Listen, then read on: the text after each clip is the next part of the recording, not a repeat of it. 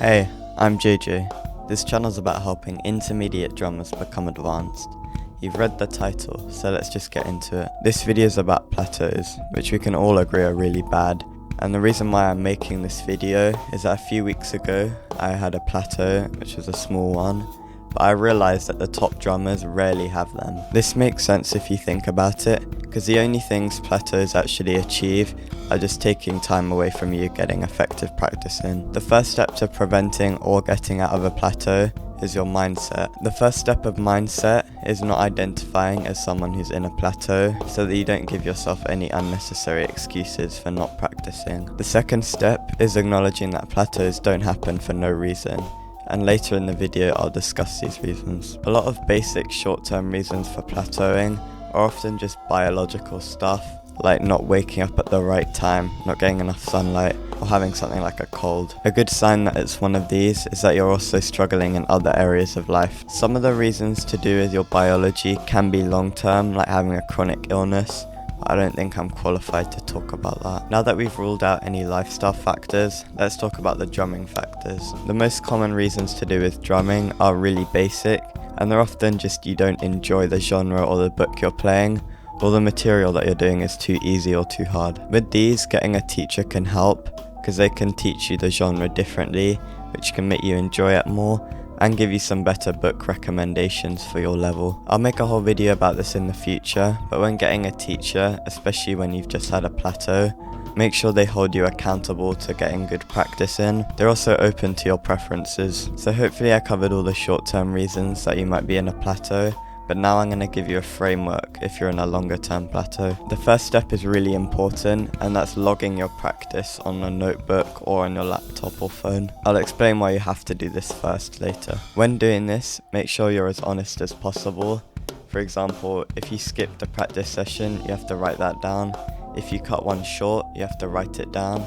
And if you just went on your phone in the middle of your practice, you have to write that down. Then once that practice week is over, you're going to want to write down your ideal practice week. When I first set out to do this, I found I was quite bored and not that interested.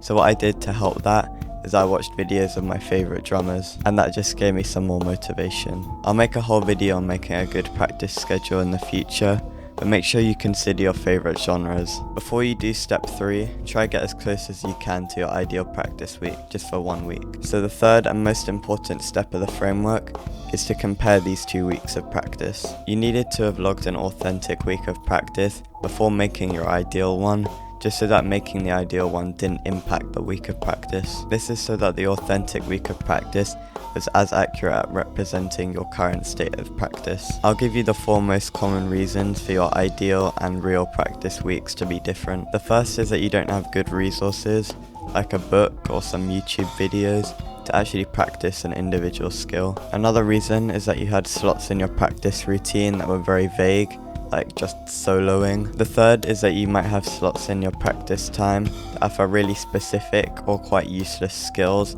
like just hand speed. Just a disclaimer, hand speed is quite useful for some people, but for the average drummer it's not as useful as most people think. The fourth reason is that you just lack discipline to do harder stuff like sight reading. To fix the lack of resources, just try find some new books or YouTube videos for that skill. To fix any vagueness, you can be more specific with that skill.